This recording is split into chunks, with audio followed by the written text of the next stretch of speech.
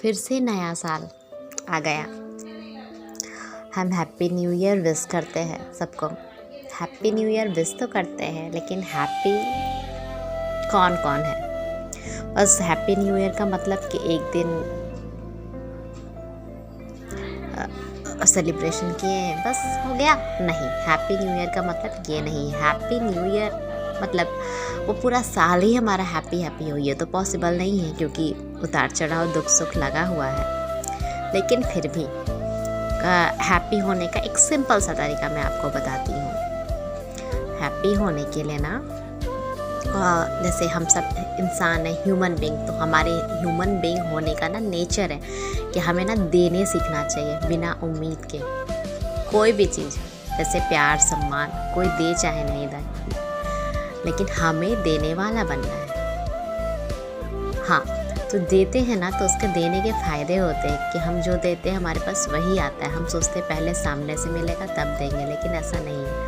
अगर हम पहले देने के लिए हाथ बढ़ाते हैं बिना उम्मीद, ये नहीं सोचना है कि मैं दे रहा हूँ तो मैं दे रही हूँ उधर से भी आएगा, ये सोचना ही नहीं। बस दे देना, इसीलिए देना है क्योंकि ये पूरी दुनिया तो भगवान ने बनाई है। अगर हम अपने सारे कर्म भगवान को याद करके करते जाए तो हमारे हाथों से सबसे पहली बात गलत होगा नहीं और हम सबका भला ही भला करेंगे। और जब भला करेंगे तो हैप्पीनेस तो खुद ही आएगी।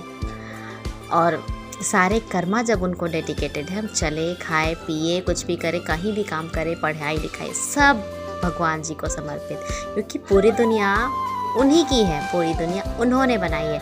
हम अपने स्कूल के प्रिंसिपल, घर के ओनर पापा है, मतलब घर के जो भी मुखिया जो घर चला रहे पापा है, और उसके बाद जहाँ पे काम करते हैं तो हमारे जो बॉस हैं सबका सम्मान करते हैं। लेकिन ये पूरी दुनिया को बनाने वाला बॉस तो वो कन्हैया कृष्ण हमारा, आप जिस भी नाम से पुकारे उसे, लेकिन है तो अल्टीमेटली एक ही शक्ति है जो पूरी दुनिया को चला रही है। तो उसके लिए वो सम्मान होना चाहिए, उसके लिए वो प्यार होना चाहिए, उसके लिए वो अपनापन होना चाहिए। हमारे घर में वो एक हिस्सा होना चाहिए, अहम हिस्सा, कि वही हमारा घर चला रहा है, हमारे सारे क्रियाकलाप कार्यक्रम सब वही कर रहा है, वही करवा रहा है। जब ये इस भावना से ना हम काम करते हैं ना, तो हमारा सब कर्म उसी को डेडिकेटेड हो जाता है और फिर खुशियाँ तो यूँ ही आती हैं।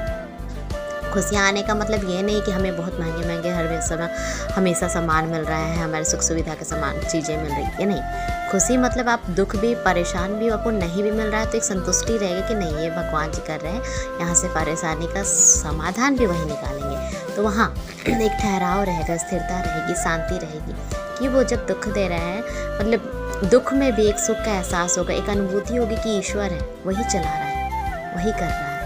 तो ये हैप्पी न्यू ईयर हम सबको विश करें, लेकिन दिल से ये होना चाहिए कि सबके ज़िंदगी में सच में वो ठहराव, वो उतार चढ़ाव में भी वो ठहराव, वो सुकून रहे। इतना आसान नहीं है ये बोलना, लेकिन जब ऊपर वाले पे भरोसा करते तो आंसू भी बहा रहे हैं ना, तो इसलिए बहा रहे हैं कि वो है, वो सुन रहा है और वो हमें इस दुख से पार ले जाएगा। जैसे मौसम है ना, अभी ठंड का मौसम है, ठंड के बाद फिर वही गर्मी आएगी, फिर बरसात, तो ये उसी तरह हमारे जीवन का चक्र चलता रहता है। सब कुछ बनाने वाले भगवान ईश्वर है, उसको उनको समर्पित करके सब कुछ करें। हमारा ये न्यू ईयर, हाँ, पूरे साल भर न्यू ईयर ही जैसा रहेगा। देने वाला बनिए, चाहे वो पैसे की बारी आए या फिर प्यार अपनापन, कुछ भी देने वाला बनिए। जो देते हैं पेड़ की तरह, एक पेड़ हमेशा देता है ना और वो झुका रहता है, उसी तरह बनिए। तो वो बहुत दिन तक पेड़ मतलब हरा यंग रहता है बहुत दिनों तक। क्यों?